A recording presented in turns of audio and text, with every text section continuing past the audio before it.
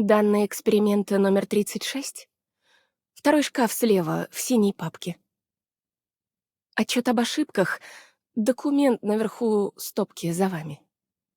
А математические формулы ждут в левом ящике стола. Что-нибудь еще? Обращайтесь, если будет нужно. Не обращайте внимания. На Родос-Айленде превосходные лаборатории, к оборудованию никаких претензий. Я все время все переставляю, потому что просто не думала, что у меня снова будет рабочее место. Ой, прошу прощения, я вас не увидела.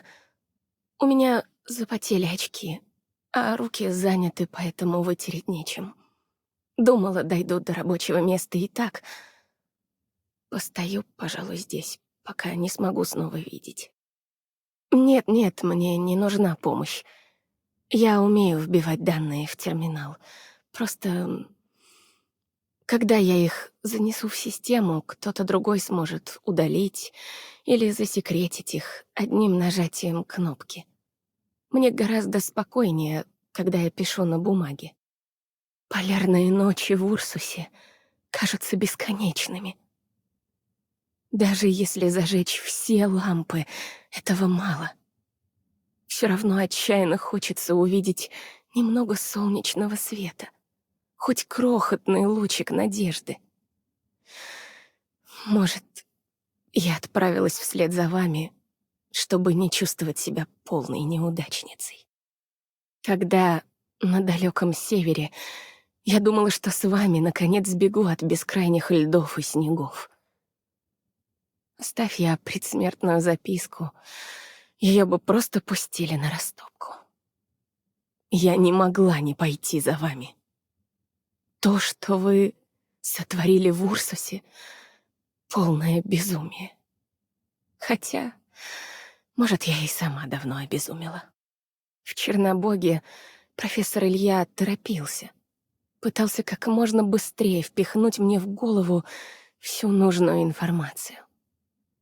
Директор Кальцит и остальные без отдыха проводили расчеты, а я жила в страхе, потому что любая ошибка грозила наказанием. Вот это была золотая пора. Кто бы мог подумать. Самая юная из гениальных ученых. Когда-то я носила этот титул с гордостью. Но на Дальнем Севере, куда ни ткнешь ледорубом, в мерзлой земле найдется ориджиниумный прах. Все, что осталось от таких вот гениев. Порой я радуюсь, что выбралась оттуда. А потом думаю, выбралась ли? Славная вещь — спиртное. Согревает тело, отупляет разум. И можно забыть о том, что творится вокруг. Но в теплых краях на него уже нельзя положиться. На что же мне теперь полагаться, доктор? Хоть вы скажите. Я просто переписывала данные, а вы заснули. Вас так убаюкали звуки моей работы? Я благодарю весь Родос-Айленд, доктор, за то, что меня здесь приняли. И вас. За лабораторию, где меня никто не потревожит. Похоже, не я одна борюсь за жизнь изо всех сил. Тоже можно сказать и обо всех остальных.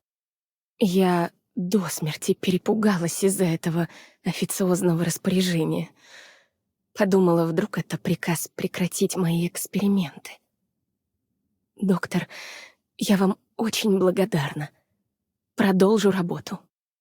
Доктор, я весь день вас ищу. Смотрите, мою статью напечатали в колумбийском журнале.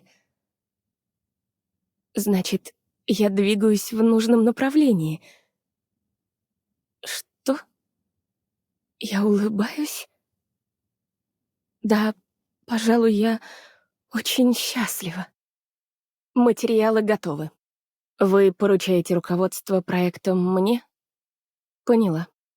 Поступают сигналы. Начинаю записи построения графика. Не забывайте проверять данные каждые 20 минут. Какова ваша гипотеза? Есть новое предположение. Контрольная группа готова. Начинаю сбор данных. Удаляю посторонние значения. Подсчитываю стандартное отклонение. Отмечаю важные направления. Произвожу вывод данных. Доктор, смотрите, мы добились успеха. Неужели этот день настал? Гипотеза подтвердилась. Скоро пришлю вам отчет. Я немедленно начну работу над ошибками. Можете на меня положиться. Провал? Нет, нет, нет, как же так? Дайте мне еще немного времени. В следующий раз все пройдет гладко. Здесь так тепло. А, я подумала, это кто-то другой. Простите, что ударила папкой. Не хотите горячего чаю? Аркнайтс. Здравствуйте, доктор. Эксперимент продвигается. Вот. В Урсусе горячий чай помогал мне согреться и собраться с мыслями.